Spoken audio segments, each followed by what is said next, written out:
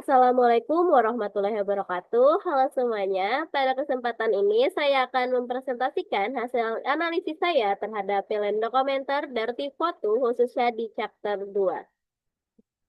Perkenalkan, saya Nurpadilah Najla Aulia dari Program Studi Pendidikan Bahasa Inggris Universitas Muhammadiyah Banjarmasin. Presentasi ini saya buat untuk memenuhi tugas mata kuliah Critical Thinking.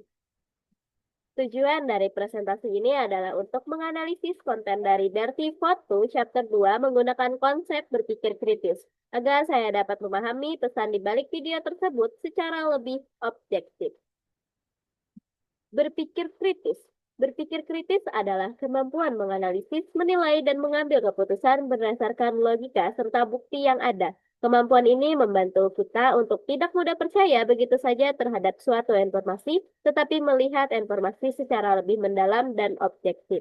Tujuannya adalah agar kita tidak mudah percaya, tetapi mampu mengevaluasi informasi secara mendalam dengan berpikir kritis.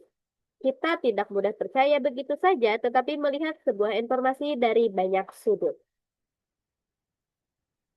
Pentingnya berpikir kritis saat menonton konten digital. Berpikir kritis sangat penting karena tidak semua informasi di media digital itu benar atau objektif. Dengan berpikir kritis, kita dapat membedakan fakta dan opini, menilai apakah sumbernya kredibel, dan menentukan posisi atau pendapat pribadi secara bijak. Dalam dunia digital sekarang, kita setiap hari melihat banyak sekali informasi, opini, bahkan propaganda politik. Kalau kita tidak berpikir kritis, kita bisa mudah termakan hoax atau pandangan yang menyesatkan. Jadi, berpikir kritis membantu kita menjadi penonton yang lebih bijak dan objektif.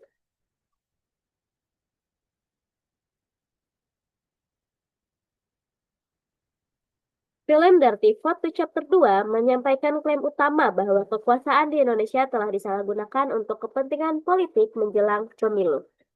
Penyalahgunaan kekuasaan politik terjadi ketika lembaga negara tidak berfungsi dengan baik, menciptakan ketidakadilan dalam proses pemilu dan merugikan demokrasi di Indonesia. Akibat dari penyalahgunaan ini adalah sistem demokrasi yang tidak netral, menyebabkan masyarakat kehilangan kepercayaan terhadap proses pemilihan dan lembaga pemerintahan yang seharusnya independen. Lembaga negara, hukum, dan bahkan media digunakan untuk menguntungkan pihak tertentu dan membuat sistem demokrasi menjadi tidak adil.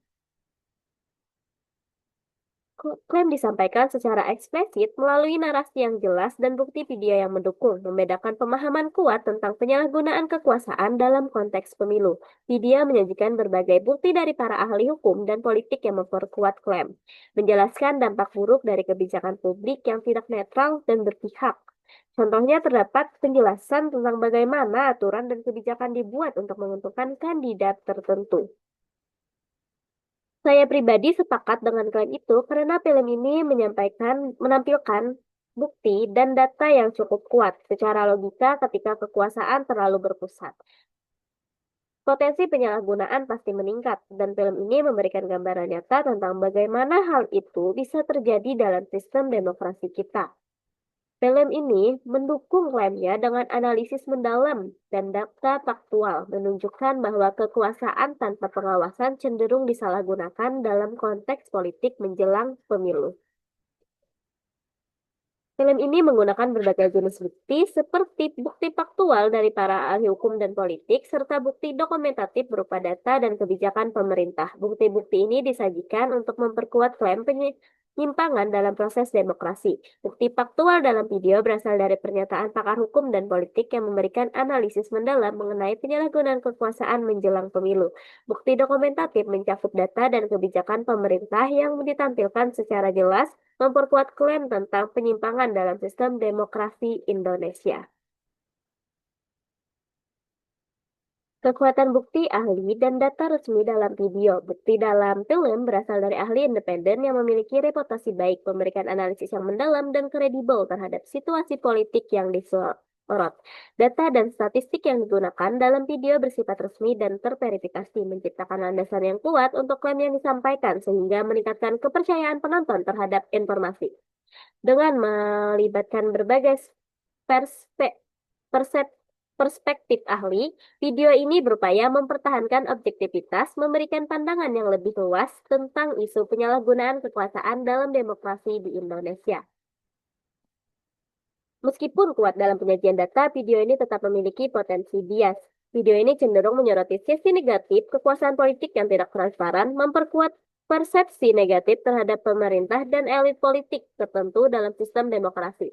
Sudut pandang yang diambil dalam film bisa mengabaikan aspek positif dari institusi pemerintah, menjadikan presentasi informasi tidak seimbang dan mempengaruhi cara pandang penonton. Meskipun terdapat potensi bias, film ini tetap menawarkan ruang untuk diskusi kritis mengenai demokrasi, mendorong penonton untuk menganalisis dan mempertanyakan isu-isu yang dihadapi. Jika pesan dalam video ini diikuti secara luas, ada dua kemungkinan dampak, yaitu dampak positif dan juga dampak negatif. Dampak positifnya, masyarakat menjadi lebih sadar politik dan berani mengkritik, menciptakan diskusi yang konstruktif, dan meningkatkan partisipasi dalam pemilih yang lebih jujur dan adil. Dampak negatifnya, kepercayaan berlebihan terhadap pemerintah dapat meningkat, menyebabkan potensi ketegangan sosial dan konflik opini di kalangan masyarakat tentang isu-isu politik dan kebijakan publik. Jika pesan film diikuti, masyarakat akan lebih peka terhadap penyalahgunaan kekuasaan, mendorong perubahan sosial yang positif dan partisipasi aktif dalam menjaga integrasi demokrasi.